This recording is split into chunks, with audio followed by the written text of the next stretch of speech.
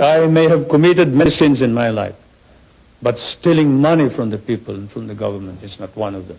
You know, when I proclaimed martial law, I didn't proclaim martial law alone.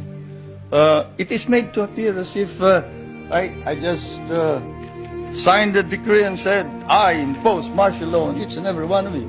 No. I asked the legislature to please pass a law proclaiming martial law because there was anarchy in the country.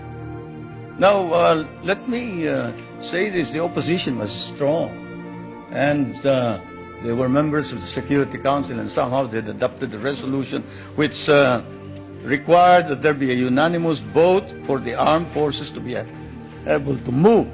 And therefore, the armed forces was immobilized. At the same time, I asked the opposition party to come and join me in a coalition government. I offered one half of the cabinet. And of course, they laughed at me and said, why should we join you? We're going to take over the government. By the time you are through with the exercise, you're dead, politically and otherwise. And they refused to join me. I asked the advice of the judiciary. I asked the Supreme Court justices, the Court of Appeals justices, and the members of the private sector. And all of them told me there's only one man who can proclaim martial law, and that is the president. And you are it. You are the only one who can proclaim martial law. This is why I must carry this particular mark in our history. I could not have transferred it to the legislature. Why? Because the legislature did not have the power. What does the Constitution provide?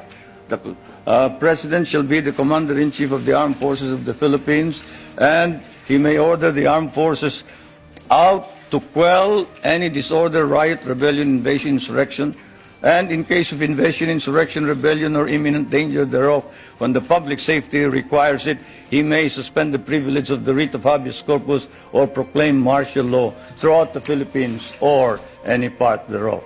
What does that provision provide? It provides that only the President can proclaim martial law. I repeat, that is why I had to assume responsibility. And I am not one for shirking duty. The people said there was necessity for proclaiming martial law. And the people said, you are the only official who can proclaim martial law. So I proclaimed martial law. And I sincerely believed that it was necessary to proclaim martial law to install order and stability